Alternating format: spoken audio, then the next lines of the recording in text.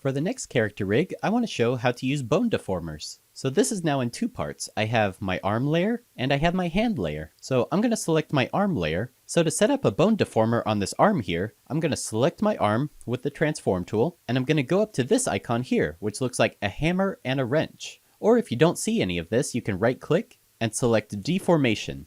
So if I select that hammer, my mouse turns into a little bullseye looking symbol. So what I can do now is I can click on different parts of this layer and add joints to it.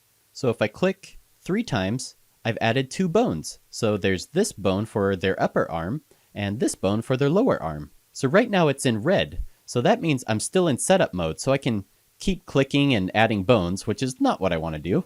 I want to start animating and moving this. So to do that, I need to click on the transform tool. And you'll see my bones turn to green, meaning they're ready to animate and I'm not in the setup mode anymore. So to move these, I can simply select in the middle here and my mouse will turn into a rotation icon, and then I can rotate my arm. But you'll see the hand doesn't follow it. So what I need to do is parent this hand underneath the bone. And the way I want to do that is with what's called a kinematic output.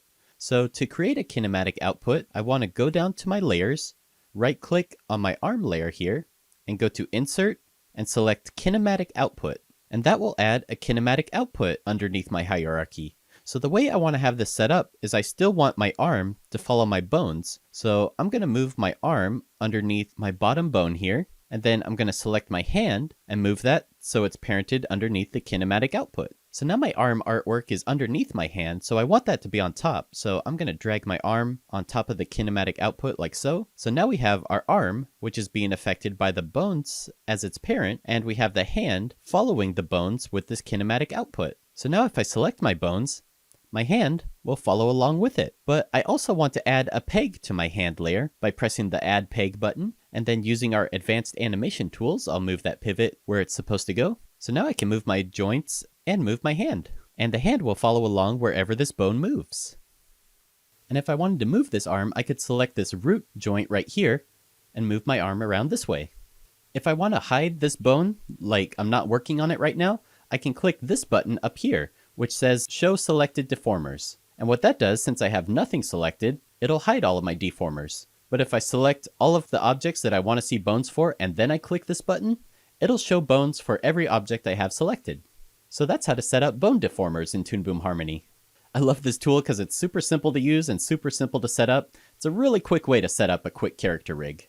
In Toon Boom Harmony Premium, you can set up what's called a curve deformer. So if we select our arm and then select our rigging tool again, this time instead of just clicking once to create a bone like we did before, we can click and drag to create a Bezier handle. So I'll click and drag down for the first node, and then I'll click and drag up towards the middle for the second node, and you can see it's creating a curve. So if I let go, you'll see our rig looks a bit different. So now if I select my transform tool, I can move these points around and it's more of a curve. So this is great for like rubber hose animation or for animating clumps of hair. So you can see again, my hand is not following my deformer. So I need to link it up to this node right here. And the way we do that is in our node view. So here I have my deformation node, which is attached on top of my arm layer. I can click this arrow on the right here to go inside of this node, and here I can see all the parts that make up my deformation.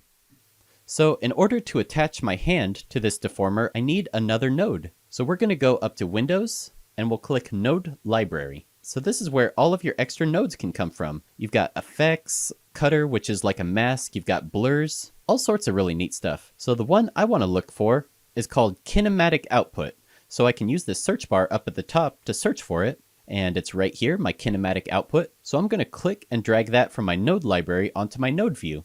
And I now have a kinematic output. So this allows me to parent my hand onto this curve. So what I want to do is drag a line from this box on my curve onto the top of my kinematic output, like so. And now I want to drag a line from my kinematic output onto my output right here. So now we have our original deformer going this way, and then we have the ability to parent going out this way, which is on the left, which is super important to know which side these are going out of. So if I click this arrow to navigate back up, we'll see our deformation now has an extra output right here. So now we can select our hand, and we need to add a peg to it, so I'll do that first. And I'll move the pivot point where it needs to be. And now what we can do is we can drag this box right here, which is our kinematic output. And if you ever want to see what these points are made for, you can hover your mouse over it and it'll tell you what it is. So here it says kinematic output. So I'm going to drag that onto my hand peg. And now if I take my transform tool and move my curve around, our hand is now parented. So that's how you parent a hand onto a curve deformer. And again, if you want to move this bone around, you can move the root node, or you can select this handle to rotate it. And just for good measure, I usually like to put pegs on top of my curve deformers, just to make them easier to scale up or modify, and it just makes it easier to work with. So that's how you set up a curve deformer on an arm.